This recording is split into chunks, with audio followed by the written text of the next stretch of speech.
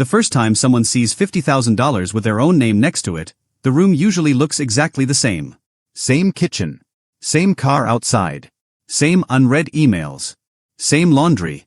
Same tired face in the bathroom mirror. That's what makes it so strange.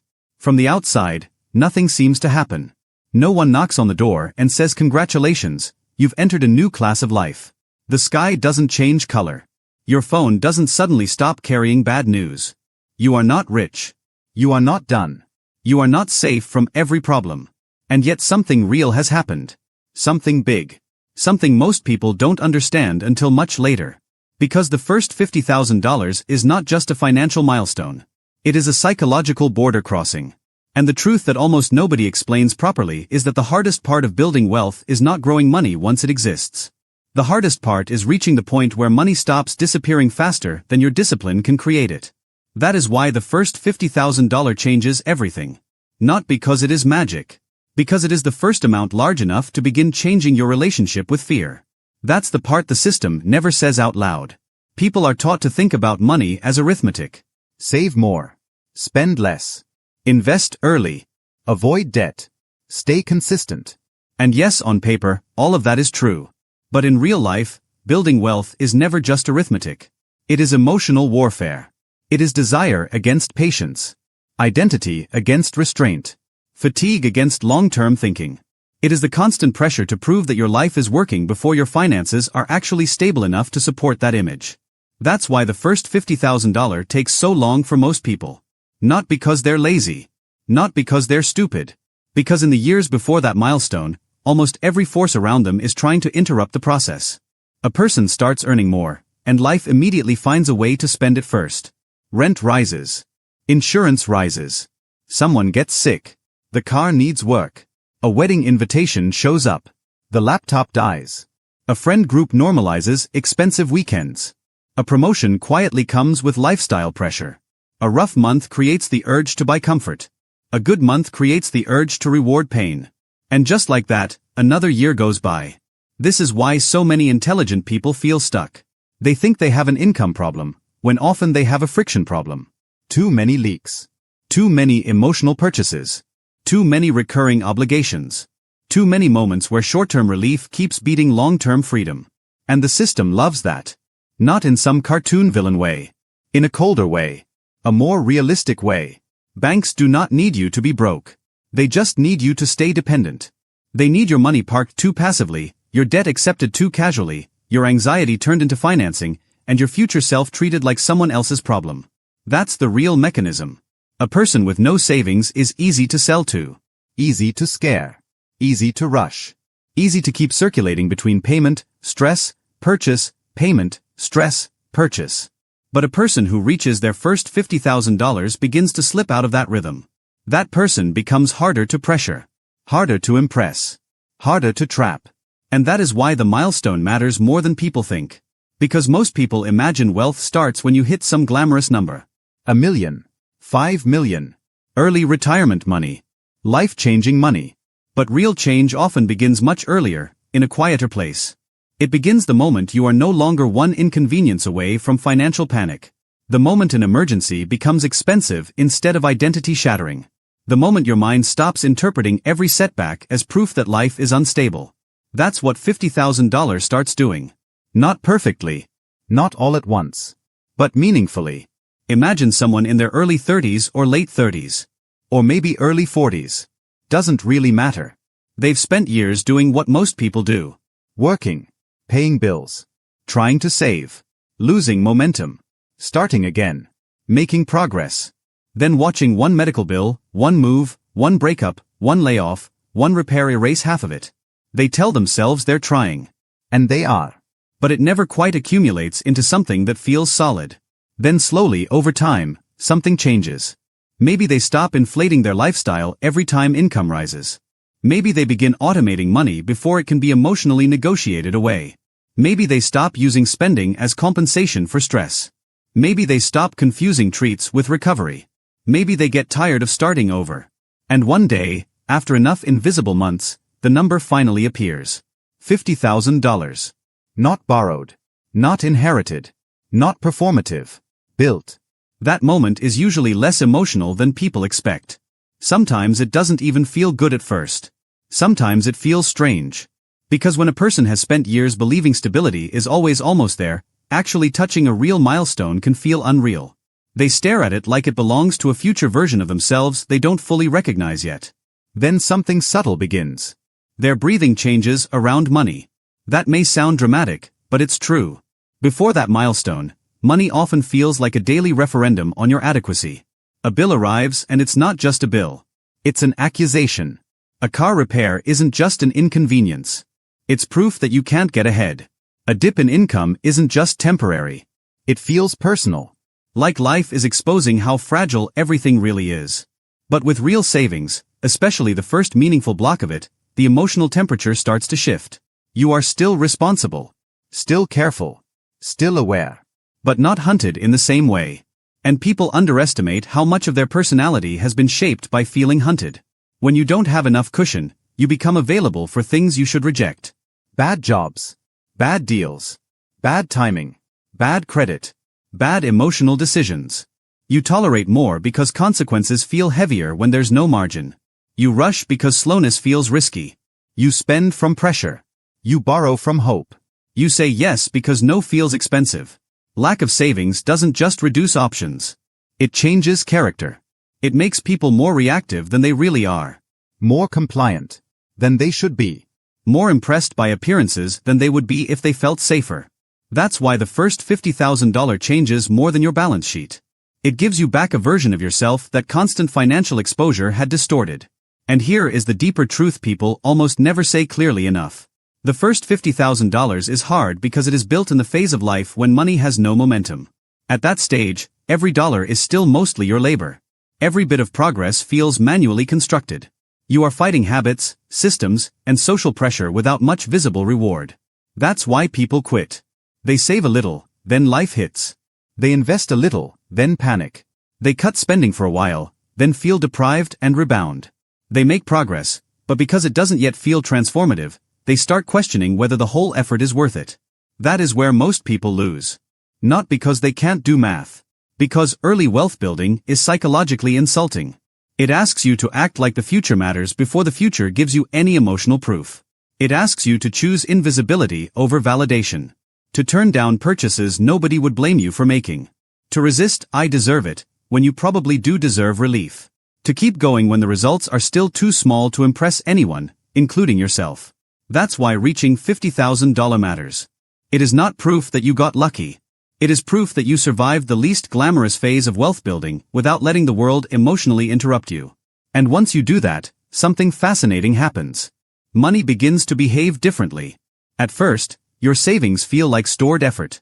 Then, gradually, they start becoming stored flexibility. That distinction changes everything. Stored effort says, I worked for this. Stored flexibility says, I don't have to panic the way I used to. I don't have to sell my future every time the present gets loud. I don't have to finance every discomfort. I don't have to stay impressed by people who are visibly spending and privately drowning. That's when the psychology flips. And the milestone starts changing your standards. People often think money changes people by making them arrogant. Sometimes it does. But the healthier version is quieter. When someone builds their first real reserve, they often become less interested in theatrical success. They stop needing every sign of progress to be visible. They don't need to prove as much. They don't need every raise to become a new identity. They stop treating income like permission and start treating it like raw material. That is a profound shift. Because most people are not poor at saving because they lack ambition. They struggle because they are trying to use money for too many emotional jobs at once. They want money to reduce stress. To signal success. To reward effort. To create memories. To avoid embarrassment. To keep up with peers. To feel free.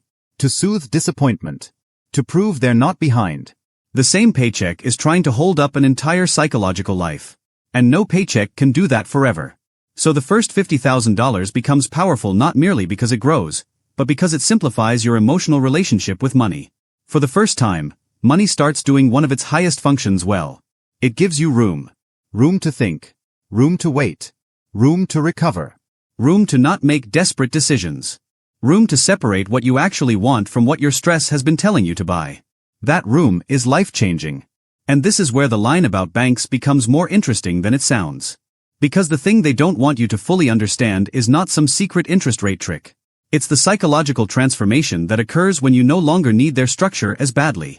A person without savings is often a permanent customer in the most profitable sense. They may carry revolving balances. They may need loans at bad moments. They may overvalue instant access.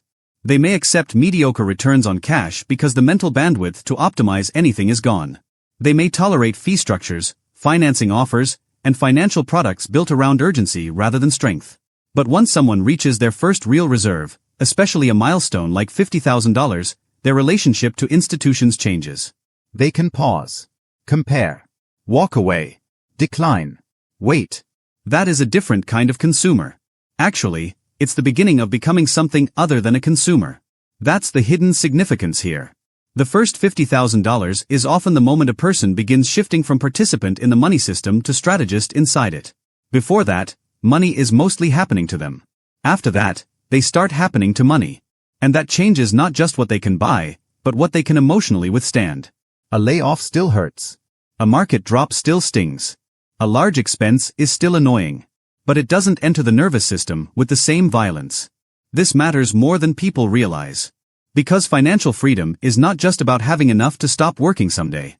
It is about reducing the number of situations in which fear gets a vote.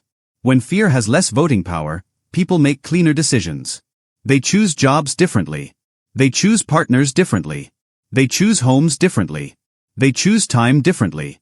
They become less willing to mortgage the future for temporary self-soothing. Not because they became morally superior. Because they finally experienced the emotional benefits of not living exposed. That experience is addictive in the best possible way. Once someone feels what real margin does to their mind, they become less interested in sabotaging it for shallow rewards. That's another reason the first $50,000 changes everything. It teaches taste. Not taste in products. Taste in peace. A person who has only known money as something that arrives and vanishes will keep chasing emotional hits. They will keep thinking pleasure is the prize. Upgrade. Trip. New thing. Better thing. Proof. But a person who has tasted real financial margin begins to crave something else. Lower pressure. Longer runway. Less dependence. More silence inside the mind. That is a more mature appetite. And once it develops, it becomes easier to build from there. Because now the person is no longer saving for some abstract future self. They are protecting a current internal state they do not want to lose. That is when wealth building starts to accelerate. Not only because of compounding. Because behavior becomes cleaner. Less sabotage. Less emotional leakage. Less random self-betrayal disguised as living a little. And yes, the math matters too. Once you have $50,000 invested productively, the money starts participating in the process. It's no longer only your discipline pushing the cart uphill. The system begins assisting you. Growth becomes more visible. Time becomes more valuable. Patience starts producing something you can actually feel. But even then, the real milestone is not the return. It's the identity shift. The first $50,000 teaches a person something they can never unlearn. I do not need to spend every raise. I do not need to impress everyone watching. I do not need to be one emergency away from borrowing. I do not need to keep constructing a life that looks stable while feeling fragile. I can build something real. That realization is powerful because it breaks an illusion many adults live inside for years. The illusion that they are just bad with money, or late, or the kind of person who never gets ahead. No. Often they were simply trapped in the hardest stage for longer than they understood. The stage where progress is boring, slow, invisible, and constantly threatened by life. The first $50,000 is evidence that they escaped that stage. And maybe that's why it feels so different from smaller milestones. 10,000 is meaningful. 20,000 is meaningful. Even 30 feels serious. But 50 has a psychological density to it. It feels like proof. Proof that you can hold ground. Proof that your life is no longer entirely organized around incoming paychecks. Proof that if the world gets ugly, you do not instantly become negotiable. That last part matters. Because a lot of adulthood is just negotiation under different lighting. Employers negotiate with your fear. Marketers negotiate with your insecurity. Lenders negotiate with your urgency. Even social circles negotiate with your need to belong. The less margin you have, the worse your side of those negotiations becomes. The first $50,000 doesn't remove you from the game. But it changes your posture inside it. You stop leaning forward with desperation. You stop confusing offers with opportunities. You stop mistaking consumption for progress. You start seeing how many people around you are performing wealth while privately starving for margin. And once you see that clearly, a lot of the world loses its hypnotic effect. That may be the most underrated benefit of this milestone. It does not simply make you more secure. It makes you less seducible, less vulnerable to urgency, less tempted by shiny financing, less likely to throw away long-term strength for short-term theater. That is why the first $50,000 changes everything. Not because it means you've won. Because it means you've crossed from fragility into structure. From chaos into some measure of control. From emotional spending toward strategic patience. From being shaped by the system to beginning, finally, to shape your own response to it. And that is exactly why so few people are encouraged to aim for that shift in the right way. Because once you experience what real margin feels like, you become difficult to manage through fear. You ask more questions. You tolerate less nonsense. You stop treating stress as a shopping signal. You stop thinking every problem needs a payment plan. You stop confusing access with wealth. The first $50,000 doesn't make you rich. It makes you dangerous to a life built on dependence. And once that happens, the number itself matters less than the person you had to become to reach it. Calmer. More honest. Less performative. More patient. Harder to fool. Harder to rush. Harder to own. That is the real milestone. Not the screenshot. Not the brag. Not the round number in the account. The quieter, more powerful thing underneath it. The moment money stops being only a source of pressure and starts becoming a source of position. The moment your future is no longer just something you hope works out. The moment your life begins to stand on something more stable than your next paycheck. That is what changes. That is what they don't explain. And that is why your first $50,000 is not important because of what it buys. It is important because of what it ends. The panic. The constant emotional bargaining. The belief that adulthood has to feel this exposed forever. You don't hit $50,000 and become free. You hit $50,000 and finally understand what freedom is starting to taste like. And after that, it becomes very hard to go back to living like fragility is normal.